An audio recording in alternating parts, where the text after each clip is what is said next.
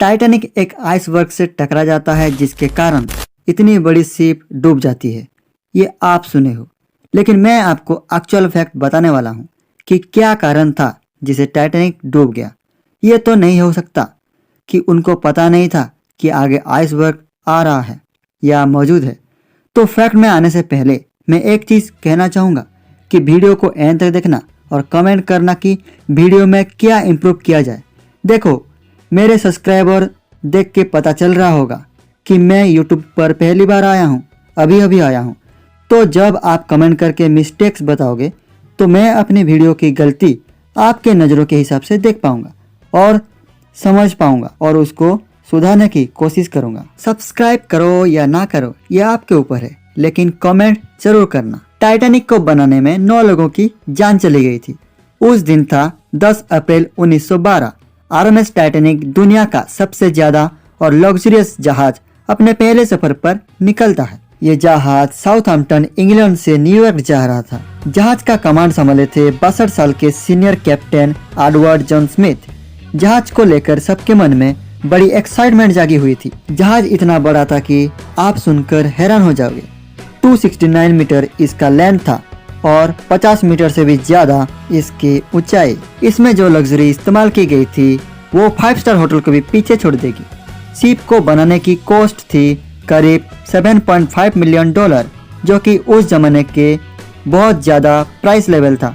Ship में stand glass की खिड़कियां, ऑर्नेट वुड पैनलिंग, 2 बड़े बड़े ग्रैंड स्टेयरकेसेस, एक heated swimming pool, Turkish bath, electric bath, एक जिम और ना जाने क्या क्या, लाइब्रेरी, बार्बर्स की दुकान, 4 रेस्टोरेंट्स। इस जहाज में सेफ्टी फीचर भी कमाल के थे, जिसके कारण इसे अनसिंकेबल माना जाता था। एक ऐसा जहाज जो डूब ही नहीं सकती। कमाल है।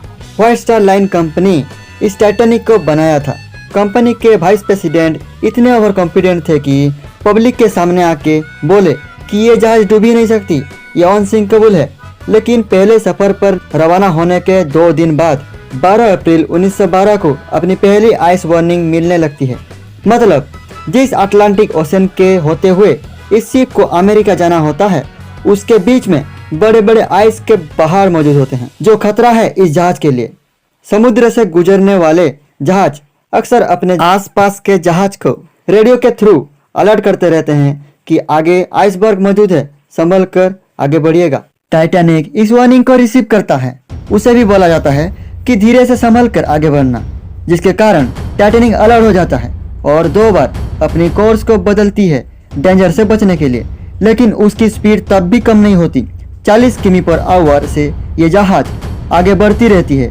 14 अप्रैल 1912 उसको और 7 आइस वार्निंग मिलने लगती है, लेकिन कैप्टन स्मिथ और उनकी टीम उन वार्निंग्स को इग्नोर कर देते हैं और उसी स्पीड से आगे बढ़ते रहते हैं। उसके बाद सूरज ढल जाती है और काला अंधेरा छा जाता है। इस दिन का खास बात यह है कि उस दिन मून बाहर नहीं निकला था, जिसके कारण चारों ओर काला काला अंधेरा छा गया था। जहाज के ऊपर क्राउज नेस्ट होता है, जहां किसी को बिठा दिया जाता है और उसका काम होता है सामने जहाज के क्या आ रहा है वो अलर्ट करता है।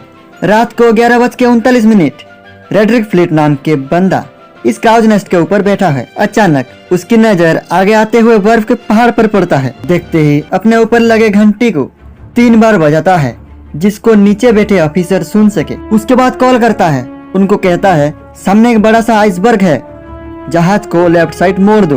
फर्स्ट ऑफिसर विलियम ब्रिज पर बैठे इन इंस्ट्रक्शन को सुनते ही इंजन की ओर भागने लगते हैं और आदेश देते हैं कि जहाज को लेफ्ट साइड मोड़ना है। लेकिन अनफॉर्चुनेटली यह बहुत टाइम हो चुका था। सिर्फ 1 मिनट के बाद 11:40 जहाज जाके आइसबर्ग से टकरा जाता है। The Titanic was a new breed of luxury liner. Titanic left port in Southampton, England. Among her passengers were many of the wealthy and influential. The band played the gayest tunes and American ragtime dances. The time was 11:40.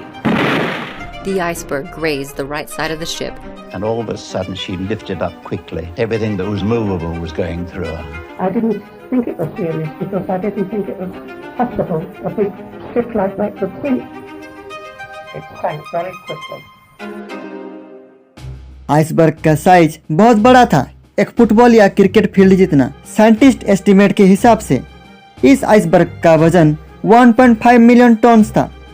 Iceberg से जहाज का टकराव जहाज के front side पर हुआ, मतलब जहाज के बो पर हुआ।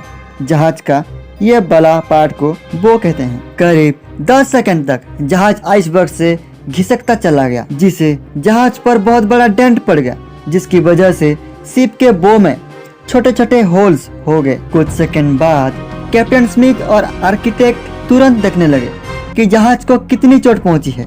इस इम्पैक्ट की वजह से उनको रियलाइज हुआ कि ये जहाज तो डूब जाएगा। वो शॉक हो गए क्योंकि उन्हें लगता था कि ये जहाज तो अनसिंकेबल है, जो कभी डूब ही नहीं सकता। इसमें इतनी फीचर शामिल की गई थी कि इसका डूबना नामुमकिन था।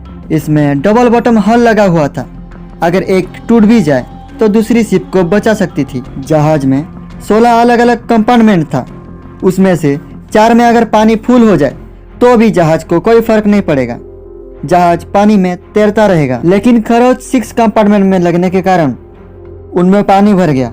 टकराव के 20 मिनट बाद, मतलब 12 बजे, कैप्टन स्मिथ आदेश देते हैं कि डिस्ट्रेस कॉल भेजो रेडियो पर, ताकि आसपास के जहाज आके हमें बचा सके। Senior radio operator Jack Phillips कहानी के हीरो की तरह लगातार एक के बाद डिस्ट्रेस सिग्नल भेजते रहते हैं। 20 मिनट के बाद उनके आसपास मौजूद होता है RMS कार्पेटिया। सिग्नल को सुनते ही वो निकल पड़ता है टाइटैनिक की ओर मदद करने, लेकिन पास होते हुए भी पूरे 107 किलोमीटर दूर था। अगर कार्पेटिया अपने फुल स्पीड में भी आएगा तो उसको पूरे 3.5 घंटे लग जाएंगे टाइटैनिक के पास पहुंचने के लिए। क्या इतने समय तक टाइटैनिक बचा रह सकता है? बाकी क्रू मेंबर रॉकेट उड़ाने लगते हैं ताकि आसपास के जहाज को दिखाई दे, लेकिन कार्पेटिया जहाज के अलावा और किसी जहाज ने रेस्पॉन्स नहीं किया। इसी वक्त कैप्टन स्मिथ अपने मेंबर को लाइफ बोट के सहारे नीचे उतरने के लिए आदेश दे देते हैं। प्रोटोकॉल के अनुसार औरतों और बच्चों को पहली प्रायोरिटी दिया जाता है लाइफ बोट इस्तेमाल करने के लिए। इधर जहाज में बैठे पैसेंजर को कोई डर नहीं था। उन लोगों को लगता था कि टाइटैनिक एक अनसिंकेबल जहाज है, कोई चिंता करने वाली बात नहीं है। आखिर कंपनी जिस तरह से आड़ छपाई थी, इसे हर कोई कैजुअली ले रहे थे कि हाँ, जहाज कहाँ डूब सकता है, ये तो अनसिंकेबल है। इसी के कारण जब पहली लाइफ बोट नीचे गया, उसमें 65 लोगों की कैपेसिटी थी, लेकिन सिर्फ 28 लोग लाइफ बोट में गए। आधी लाइफ बोट तो खाली नीचे उतर गए। टाइम के साथ साथ सभी को रियलाइज हो गया कि हम नहीं बच सकते, तो इधर उधर भागने लगे। रात के 1 बजे तक जहाज का आगे वाला कंपार्टमेंट पानी से फुल हो गया, जिसके कारण जहाज का आगे तरफ पानी के अंदर चला गया और पीछे साइड पानी के ऊपर चला आया। प्रॉब्लम ये थी कि बोट की सख्त कमी थी। मात्र 20 बोट मौजूद थी, बल्कि जहाज में ज्यादा लोग मौजूद थे। रात के 2:05 में जहाज से आखिरी बोट नीचे उतरने लगी, लेकिन जहाज में और भी 1497 लोग मौजूद थे। रात के 2:20 जहाज का 2 टुकड़ा हो गया और धीरे धीरे पानी के अंदर डूब गया। कभी ना डूबने वाले जहाज को 3 घंटे भी नहीं लगे पानी के अंदर डूबने में। जो 1500 लोग मौजूद थे, या तो वो जहाज के साथ डूब गए, और जिनको तैरना आता था, हाइपोथर्मिया की वजह से पानी में मरे गए। पानी का टेम्परेचर -2 डिग्री सेल्सियस था, जिसमें एक इंसान गिर जाए तो कुछ मिनटों में उसकी मौत हो जाएगी, वो भी ठंड की वजह से। 3:30 पर करीब 4 बजे RMS कार्पेटिया पहुंचता है टाइटैनिक को बचाने के लिए, मतलब टाइटैनिक के लोगों को बचाने के लिए। लेकिन उसके आने के 1 घंटे पहले टाइटैनिक डूब गई थी, तो जितने भी लोग बोट पर थे वो लोग को बचा लिया गया। कैसा लगेगा अगर आपको पता चले कि जहाज के पास एक और जहाज भी मौजूद था, वो भी 37 किलोमीटर दूर, जो टाइटैनिक के लोगों को टाइम से पहले बचा सकता था। उस जहाज का नाम था कैलिफोर्नियन। टाइटैनिक को लास्ट आइस वार्निंग उसी जहाज से मिली थी। करीब 1:45 पर अपना रेडियो ऑफ कर दिया। खतरे को देखते हुए वो जहाज वही रुक गया था रेडियो ऑफ करके, क्योंकि आगे खतरा था। रेडियो ऑपरेटर ऑफ था, रात के लिए जहाज वही रुक गया। यही कारण था जिसे डिस्ट्रेस सिग्नल नहीं पहुंच पाया। यह जहाज तब भी नहीं पहुंचा जब रॉकेट्स उड़वाए गए। उस जहाज के कैप्टन को इन्फॉर्म भी किया गया था कि टाइटैनिक से रॉकेट उड़ रहे हैं, लेकिन कैप्टन ने नजरअंदाज कर दिया और कहा कि टाइटैनिक में बड़े बड़े लोग हैं जो मजे कर रहे हैं। अगर नजरअंदाज ना करके क्या हुआ है देखने के लिए आते तो शायद काफी लोग बच जाते। इसमें कैलिफोर्नियन जहाज के कैप्टन स्टैनली लॉर्ड को दोषी माना गया, लेकिन दोस्त तो और भी कई सारी थी।